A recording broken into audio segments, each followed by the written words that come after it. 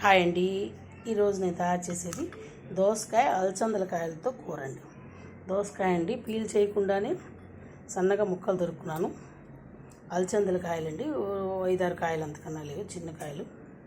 దీంట్లోకి అల్లం పచ్చిమిరకాయ గ్రైండ్ చేసుకున్నది, పోపు దినుసులు, శనగపప్పు, మినపప్పు, ఆవాలు, జీలకర్ర, మిరపకాయ, కరివేపాకు, నూనె, రుచికి సరిపడా ఉప్పు, పసుపు, కొత్తిమీర. ఏంటంటే ఈ రెండు కలిపి చేసుకోవచ్చు అని చూపిస్తున్నాను, అంతకన్నా ఏం లేదు. బాగుంది రెండు కలిపి చేసుకుంటే. ఇది ఇట్లా చపాతీల్లో కూడా బాగుందండి కూర, ఇట్లా చేసుకుంటే. అందుకని చూపిస్తున్నాను. అలసందలు గింజలు వేసుకు చేసుకుంటారు, కాయ కూడా చాలా బాగుంది ఇట్లా చేసుకుంటే. దీంట్లో ఉల్లిపాయ, టమాటా కూడా వేసుకుంటే చాలా బాగుంది. నేను ఉల్లిపాయ కూడా వేయకుండా చేసి చూపిస్తున్నాను, చూడండి. ఏం లేదు, అన్నీ కలిపి అల్లం పచ్చిమిరకాయ ముందు వేయించుకోవాలండి. అదో రకమైన స్మెల్, మంచి మసాలా వాసన టైప్లో వస్తుంది. కొంచెం జీలకర్ర పొడి వేసుకున్నా బాగుంటుంది. ఇది కూర చేసి మా ఇంట్లో వాళ్ళు జీలకర్ర పొడి, ధనియాల పొడి వేసుకుంటే మంచి స్మెల్ వస్తుంది, కానీ వద్దన్నారు, అందుకని వేయలేదు. ధనియాల పొడి వేసుకోవాలి కూరలో. చివరిలో చపాతీకి అయితే ఖచ్చితంగా ధనియాల పొడి వేసుకోవాల్సిందే, కొంచెం జీలకర్ర పొడి, గరం మసాలా అవన్నీ ఒక్కలేదండి. వేడి అన్నంలో ఈ కూర ఇట్లా చేసుకుంటే భలే బాగుంటుంది, అందుకని చేస్తున్నాను. ఈ రెండు చేసుకోవచ్చు అని చేస్తున్నాను, అంతకన్నా ఏం లేదు వేరేది. ఇవన్నీ అల్లం పచ్చిమిరకాయలు వేస్తున్నాను. ఇది కొంచెం వేయించుకొని దోసకాయ ముక్కలు వేసుకోవాలి. వేసేదికి అదో రకమైన మసాలా స్మెల్లో వస్తుంది, మనం మసాలా కూరలు తినకపోయినా. ఒక్కసారి వేయించుకొని మూత పెట్టుకున్నామండి, ఉప్పు పప్పు వేసుకొని.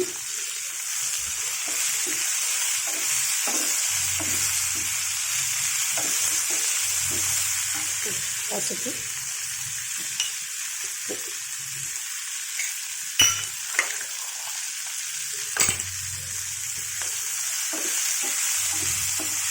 ఒక చుక్క నీళ్ళు వేసుకున్నాం, ఎందుకంటే ఇవి గట్టిగా ఉంటాయి కదా, అవి కూడా గట్టిగా ఉంటాయి. వేసుకోకపోయినా ఉప్పు వేసాం కాబట్టి నీళ్ళు పోస్తుంది, కసుక్క చల్లుకుందాం. ఒక 3-4 స్పూన్స్ వేసాను, అంతకన్నా వేయలేదు.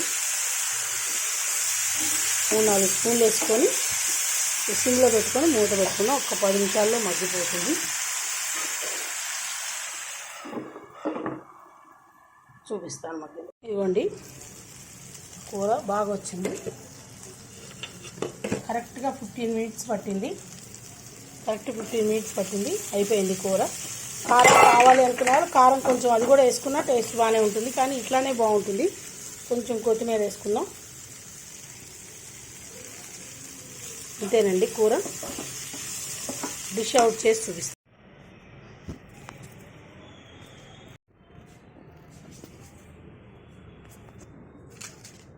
అంతేనండి కూర.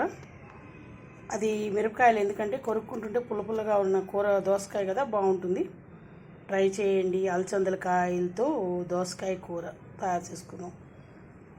Please like, share, comment, subscribe to Bhargava Sharma బ్రాహ్మణ వంటలు. నమస్తే.